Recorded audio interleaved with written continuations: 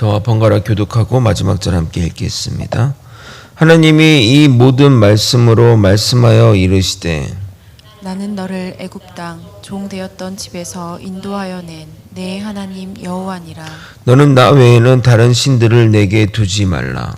너를 위하여 새긴 우상을 만들지 말고 또 위로 하늘에 있는 것이나 아래로 땅에 있는 것이나 땅 아래 물 속에 있는 것에 어떤 형상도 만들지 말며 그것들에게 절하지 말며 그것들을 섬기지 말라. 나 내 하나님 여호와는 질투하는 하나님인즉 나를 미워하는 자의 죄를 갚되 아버지로부터 아들에게로 3, 4대까지 이르게 하거니와 나를 사랑하고 내 계명을 지키는 자에게는 1000대까지 은혜를 베푸느니라. 너는 내 하나님 여호와의 이름을 망령되게 부르지 말라. 여호와는 그 이름을 망령되게 부르는 자를 죄 없다 하지 아니하리라.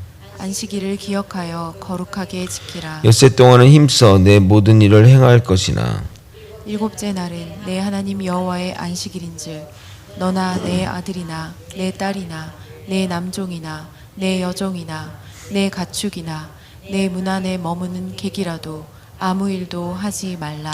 이는 엿새 동안에 나 여호와가 하늘과 땅과 바다와 그 가운데 모든 것을 만들고 일곱째 날에 쉬었습니다. 그러므로 나 여호와가 안식일을 복되게 하여 그 날을 거룩하게 하였느니라. 내 부모를 공경하라. 그리하면 내 하나님 여호와가 내게 준 땅에서 내 생명이 길리라. 살인하지 말라. 간음하지 말라. 도둑질하지 말라. 내 이웃에 대하여 거짓 증거하지 말라. 함께 읽겠습니다. 내 이웃의 집을 탐내지 말라. 내 이웃의 아내나 그의 남종이나 그의 여종이나 그의 소나 그의 낙이나 무릇 내 이웃의 소유를 탐내지 말라. 아멘. 하나님은 우리와 언약을 맺으시면서 우리에게 율법을 주신 것은 하나님의 나라와 규칙과 기준을 세우기 위해서입니다. 어떠한 나라도 규칙과 또 그 법이 없이는 나라를 할 수 없습니다. 세상에 있는 동호회라 할지라도 그 동호회만의 규칙들이 있으니 말입니다. 하나님이 이 언약들을 상호 존중하는 가운데 체결합니다. 사실 내가 너희를 애굽에서 구해낸 하나님이니 내 말대로 해 라고 해도 할 말이 없는데 하나님은 우리를 존중하여 우리의 의사를 물어보십니다. 그리고 직접 계약 현장에 나타나심으로써 하나님이 이 일에 얼마나 진심이고 정성을 다하는지 확인할 수 있습니다.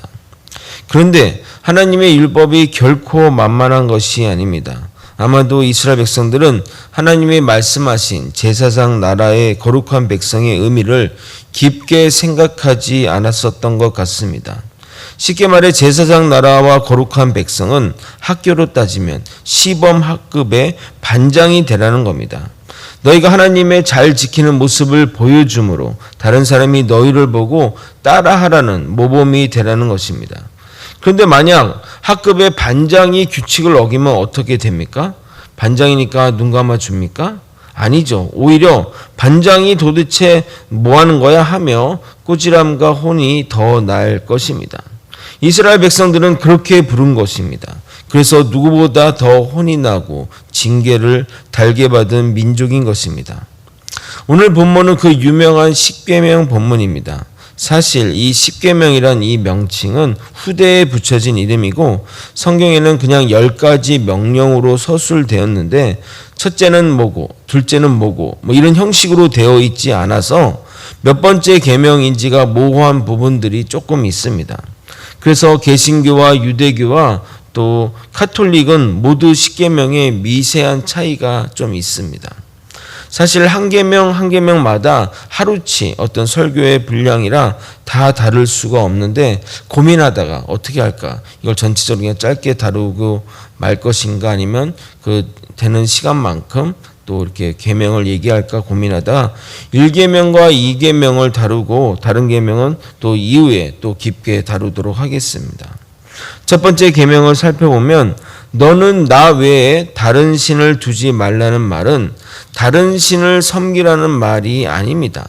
십계명은 기본적으로 하나님의 백성이 되고자 하는 자들에게 하시는 명령입니다. 그래서 나 외에 다른 신이라는 것은 부처나 다른 이방신을 섬기는 그 차원이 아니라 하나님을 믿으면서 다른 것을 의지하거나 신뢰하는 것을 말합니다. 그래서 옆에 두지 말라고 하시는 겁니다. 그런데 우리는 끊임없이 다른 것들을, 하나님 외에 다른 것들을 두려고 합니다. 하나님만으로는 자신의 불안감과 불신앙을 해결하지 못합니다. 그러면서 하나님을 믿는다면서 점을 보고, 하나님을 믿는다면서 돈을 의지하고, 하나님을 믿는다고 하면서 세상의 지위와 권세를 의지하는 겁니다. 여러분, 의지하는 것과 이용하는 것은 분명히 차이가 있습니다. 수단과 목적도 분명한 차이가 있습니다. 세상의 것을 수단 삼아 이용해야지 세상의 것을 목적 삼아 의지하면 결국 그것이 하나님을 대체하게 되는 것입니다. 이어서 4절을 함께 읽어보도록 하겠습니다. 우상을 만들지 말라는 명령인데 4절 함께 읽겠습니다. 너를 위하여 새긴 우상을 만들지 말고 또 위로 하늘에 있는 것이나 아래로 땅에 있는 것이나 땅 아래 물속에 있는 것에 어떤 형상도 만들지 말며. 아멘. 오늘은 이 우상에 대해 좀 심도 있게 또 다뤄보도록 하겠습니다. 우리가 많이 오해하는 것 중에 하나가 바로 우상입니다. 우상의 용어적인 의미는 인위적으로 만든 신의 형상 또는 신이라 생각되는 것을 만든 모형을 말합니다. 그러니까 우상은 실제가 아닌데 이것이 내가 믿는 신이라고 생각하는 모형과 형상을 말하는 겁니다. 그러나 그것으로 우상을 설명하기에는 충분하지 않습니다. 우상을 제대로 이해하기 위해서는 우상의 목적이 무엇인지 알아야 합니다. 우상은 왜 만드는 것일까요? 인간들은 왜 우상을 만드는 것일까요? 오늘 본문에 보게 되면 너를 위하여 새긴 우상이라고 우상을 지칭하고 있습니다. 즉 나를 위하여 만드는 것이 우상의 목적입니다. 결국 내 자신이 우상의 핵심이라는 겁니다. 나와 별개의 어떤 그런 것이 아니라 그 우상이 나를 위해서 내가 나의 어떤 관념, 나의 생각들이 반영되어 우상이 만들어졌다는 겁니다. 우상은 나를 위해 만든 허상이기 때문에 그 우상에는 나의 관념이 반영되어 있습니다. 예를 한번 들어보겠습니다. 여러분, 인도의 불교는 수행의 불교였습니다. 그래서 고행과 또 버림을 통해 또 끊임없이 금식하면서 자기 것들을 버림으로써 인생의 진리, 삶의 진리를 깨닫는 종교였습니다. 그러기 위해 철저한 금욕생활과 자기 부인이 전제되었습니다. 그러니까 그런 그 불교, 그러니까 인도를 중심으로 했던 그 소승 불교라는 그 불교들은 수행의 불교이기 때문에 그 대부분의 승려들이 삐쩍 말랐거나 뭐 앉아있기도 힘든 상황입니다. 그래서 그 지역의 불상들을 보게 되면 삐쩍 마른 형상이거나 아니면 누워있는, 힘드니까 누워있는 와상이 많이 있습니다. 그런데 이 부처가 동양으로 오게 되면서 초거대형이 되기 시작합니다. 정말 영양실조의 삐쩍 마른 부처가 점점 거인이 되며 초고도 비만의 부처로 돌변하고 나무로 만든 부처가 대리석으로 변하고 금신상이 됩니다. 왜인 줄 아십니까? 여기 오니까 좀 영양 상태가 좋아서 부처도 살이 찐 걸까요? 수행을 통해 인생을 깨닫는 부처가 인간에게 풍요와 또 행복을 주는 존재로 변하기 때문입니다. 우리가 그 우상에게 절해야 되는데 삐쩍 마른 신한테 우리에게 풍요를 주십시오 하는데 그게 말이 됩니까? 제 말을 이해하십니까? 그러니까 이처럼 인간의 그 관념과 바램이 부처상에 반영되어 점점 더 풍요로워지고 점점 더 고급스러워지는 겁니다. 보기만 해도 그 신상을 보면 삐쩍 마른 신을 보는 것보다 그 풍요로운 신만 봐도 마음이 푸근해지고 또 저 부처에게 부탁을 하면 들어줄 것 같기 때문입니다.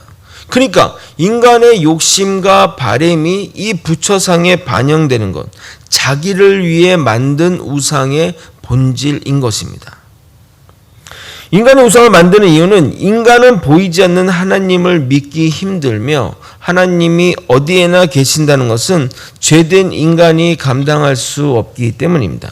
그래서 인간은 자기가 만든 우상이 하나님이 아닌 줄 알면서도 형상을 만들어 믿는 겁니다. 그렇게 함으로써 그 내가 믿는 하나님을 그 우상에 가두려고 하는 것입니다. 그래서 교회 안에만 하나님이 있다고 생각하고 교회 밖에서는 세상의 기준대로 살고 죄도 짓고 사는 겁니다. 교회에서 죄 짓지는 건 쉽지는 않기 때문에 그렇습니다. 그러다 십자가를 보게 되면 죄책감이 몰려옵니다. 그런데 그것이 하나님이 아닌데 말입니다. 인간의 죄된 본성 때문에 만든 우상이지만 정말 신기한 것은 인간은 점점 그것을 신으로 생각한다는 것입니다. 결국 죄를 짓기 위해 우상을 만들고 우상으로 죄 짓는데 사용하는 것이 인간입니다. 그리고 나중에는 그 우상을 만들어 팔고 장사도 합니다. 우리가 십자가를 차에다 걸고 목에다 걸고 마치 부적처럼 가지고 다니는데 아무 의미가 없는 것을 그렇게 한다는 겁니다. 우리 그 개신교 특히 우리 대한예수교 장로회는 그 예배당 안에 원래 십자가를 두지 않습니다. 그게 우상이 될까봐 그렇게 하지는 않습니다. 물론 상징으로 그 교회 건물에 이렇게 세우는 것 뿐이지만 실제는 예배당 안에는 십자가를 두지 않습니다. 향후에 이 십자가 좋은 의미인데 정말 의미가 무슨 의미인지는 아는데 이게 자꾸 우상화되고 이런 것들을 방지하기 위해서 교회 내에는 일절 그런 것들을 만들지 않습니다. 사도 바울이 이런 우상을 만들지 말라고 하자 이 우상으로 돈 벌어먹던 사람들이 그를 죽이려고 하는 사건이 있었습니다. 사도행전 19장 24절에서 29절을 읽어드리도록 하겠습니다. 즉 데메드리라는 어떤 은장색이 은으로 아데미의 신상 모형을 만들어 직공들에게 적지 않은 벌이를 하게 하더니 그가 그 직공들과 그러한 연합하는 자들이 모아 이르되 여러분도 알거니와 우리의 풍족한 생활이 이 생업에 있는데 이 바울이 에베소뿐만 아니라 거의 전 아시아를 통하여 수많은 사람을 권유하여 말하되 사람의 손으로 만든 것들은 신이 아니라 하니 이는 그대들도 보고 들은 것이라. 우리의 이 영업이 천하여질 위험이 있을 뿐 아니라 큰 여신 아데미의 신전도 무시당하게 되고 온 아시아와 천하가 위하는 그의 위엄도 떨어질까 하노라 하더라. 그들이 이 말을 듣고 분노가 가득하여 외쳐 이르되 크다 에베소 사람의 아데미야 하니 온 시내가 요란하여 바벨과 같이 다니는 마게도냐 사람 가이오와 아리스도가를 붙들어 일제히 연극장으로 달려 들어가는지라. 결국 그들의 말은 아데미 신이 무시를 당하는 것이 참을 수 없다고 폭동을 일으키지만 본심은 그들의 영업이 위기에 처해질 상황이라 그렇게 말하는 겁니다. 우상은 인간의 욕심에 매개물에 불과한 것입니다. 이런 일들이 인간이 만들어낸 우상의 문제점인 것입니다. 인간은 인간의 상상력으로 그리스와 로마의 신을 만들고 스토리를 만들었습니다. 그 신화들을 이렇게 좀 읽어보면 정말 인간의 창작력이 얼마나 뛰어난지 깨닫게 되는데 결국에는 인간이 자신이 만든 그 창작물과 그 이야기에 종속이 돼요. 그 신이 진짜라고 믿고 또 그리스 로마 가면 거대한 신전 그 신전 만드는데 얼마나 수많은 노예들이 죽음을 불사하면서 만들었겠습니까? 거대한 신전을 만들고 거기에 제물을 바치고 심지어는 인신 제사까지 드리는 지경에 이르게 됩니다. 하나님이 우상 숭배를 하지 말라는 것은 단순히 하나님이 우상이 두렵거나 또는 이 우상이 하나님의 자리를 위협해서 그러는 것이 절대 아닙니다. 인간이 우상을 섬기기 시작하면 인간은 거기에 종속이 되게 되고 매이게 되고 결국 파멸의 길로 가게 됩니다. 엘리야와 대결하던 바알 선지자들이 결국 자신들의 몸에 자해를 하는 모습을 통해 우상 숭배의 결론이 어디로 가는지 우리는 확인할 수 있습니다. 열왕기상 18장 27절 28절을 읽어드리도록 하겠습니다. 정오에 이르러는 엘리야가 그들을 조롱하여 이르되 큰 소리로 부르라. 그는 신인즉 묵상하고 있는지 또는 그가 잠깐 나갔는지 혹은 그가 길을 행하는지 또는 그가 잠이 들어 깨워야 할 것인지 하매. 그러니까 엘리야가 이제 그 상대방의 그 바알 선지자들을 이제 자극하는 거죠. 야, 너 하나님, 너희 믿는 바알신이 있다며? 바알신 뭐해? 뭐 자냐? 지금 어디 갔냐? 뭐 여행 갔냐? 외출했어? 뭐 이렇게 이런 식으로 좀 놀리는 겁니다. 이에 그들이 큰 소리로 부르고 그들의 규례를 따라 피가 흐르기까지 칼과 창으로 그들의 몸을 상하게 하느니라. 바알신의 제사가 고조가 되면 자신의 몸을 자해하는 지경까지 갑니다. 그래서 하나님은 이러한 문제점을 잘 알고 있기에 우상을 싫어하고 또 우상 숭배를 철저하게 배격하시는 겁니다. 또한 하나님의 입장에서 생각해 보면 우상 숭배를 하는 자들이 우습기도 하고 또 황당하기도 합니다. 요즘 우리 아이들이 BTS를 정말 많이 좋아하는데 BTS를 너무 좋아해서 그 멤버들의 모습을 닮은 피규어, 인형 같은 것들을 사서 집안에 막 신주단지 모시듯 막 사진 같은 거 하고 살았는데 나중에는 진짜 멤버가 나타났는데도 그 인형을 더 섬기며 더 좋아한다고 생각해 보십시오. 그거보다 더 어리석은 일이 어디 있겠습니까? 그런데 이스라엘 백성들은 하나님을 앞에 두고 하나님의 우상을 하나님이라 하면서 축제와 파티를 벌인다는 겁니다. 출애굽기 34장을 살펴볼 거지만 우상이 우상을 넘어 신으로 변질되는 장면들을 볼 수 있습니다. 그러므로 우리의 존재의 본질이자 우리를 사랑하시며 우리를 위해 목숨까지 바친 하나님은 우리에게 어떠한 우상도 형상도 만들지 말며 그것에게 절하며 섬기지 말라고 합니다. 우상이 실제 하나님보다 더 중하게 여기는 인간의 죄된 본성을 염려해서입니다. 말씀을 정리하겠습니다. 하나님은 우리가 하나님 외에 다른 것을 두기를 원하지 않습니다. 하나님 한 분만으로 충분한 삶을 원하십니다. 그리고 그것만이 사는 길입니다. 그러나 인간은 하나님만으로 만족해하지 못합니다. 불안해하고 걱정합니다. 결국 그런 것이 우상을 만들고 그것들에게 절하는 지경에 나아가게 된 겁니다. 그런데 그런 행동들이 하나님 보시기에는 얼마나 한심하고 답답하겠습니까? 하나님을 앞에 두고 하나님이 아닌 우상을 섬기는 모습 말입니다. 그러기에 하나님은 그 우상을 만들지 말며 섬기지 말라고 명령은 이 하나님의 입장에서 그것을 하지 말라는 것은 하나님의 입장에서 한 것이 아니라 인간을 사랑하고 인간을 구하고자 하는 입장에서 나온 명령입니다. 여러분, 천지를 지으신 하나님이 그깟 우상이 무슨 위협이 되겠으며 무슨 해가 되겠습니까? 그 돌신상 아무리 크게 진다고 해도 엄청나게 몇 층짜리 10층 정도 높인다고 해도 하나님한테 아무 의미가 없는 거 아니고 먼지 덩어리에 불과한데 무엇이 그게 하나님 무서워서 그걸 섬기지 말라고 하겠냐 이 말입니다. 그 우상을 만들게 되면 인간이 그것에 매게 되고 종속되게 되고 결국 파멸의 길로 나아가게 만들기 때문에 만들지도 섬기지도 절하지도 말라고 하시는 겁니다. 결국 우리는 십계명을 그냥 보게 되면 근엄하신 하나님의 모습이 보이지만 그 내면에 흐르는 우리를 향한 사랑을 느낄 수 있습니다. 하나님만 믿는 것이 가장 좋은 길이기에 하나님만 섬기라고 하시는 거고 우상이 우리를 얼마나 망가뜨리며 우리를 얼마나 불신앙으로 데려가는지 알기에 우상을 만들지 말고 섬기지 말라고 한 이 명령 또한 하나님이 우리를 향한 사랑임을 깨달아야 할 것입니다. 이러한 하나님의 크신 사랑을 잘 깨달아 우상을 제하여 버리고 주님만 섬기며 살아가는 저와 여러분이 되시길 예수님의 이름으로 소망합니다. 기도하시겠습니다.